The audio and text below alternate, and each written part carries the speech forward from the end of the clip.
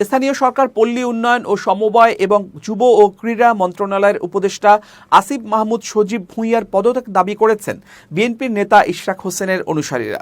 শনিবার ইশরাক হোসেনকে ঢাকা দক্ষিণ সিটি কর্পোরেশনের মেয়র পদে বসানোর দাবিতে নগর ভবনের সামনে অবস্থান কর্মসূচি থেকে এ দাবি জানানো হয়।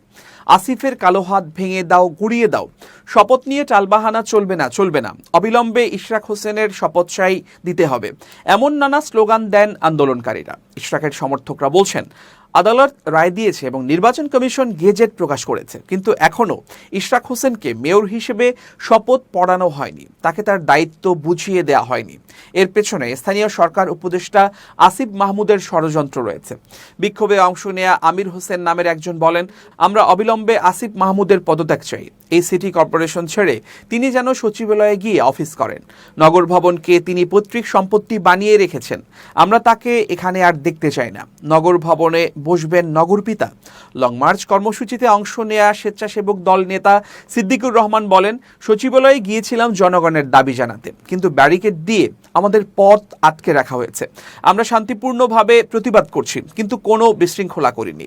আদালতের রায়ের পরিপ্রেক্ষিতে গত 27 এপ্রিল রাতে বিএনপির নেতা ইশরাক হোসেনকে ঢাকা দক্ষিণ সিটি কর্পোরেশনের মেয়র ঘোষণা করে গেজেট প্রকাশ করে নির্বাচন কমিশন ইসি। ইশরাক প্রয়াত বিএনপি নেতা ও অবিভক্ত ঢাকা সিটি কর্পোরেশনের সাবেক মেয়র সাদেক হোসেন খোকার ছেলে। 2020 সালের 1 ফেব্রুয়ারি ঢাকা দক্ষিণ সিটি কর্পোরেশনের নির্বাচন হয়। নির্বাচনে আওয়ামী লীগের প্রার্থী শেখ ফজলুল তাপসকে বিজয়ী হিসেবে মেয়র ঘোষণা করা হয়।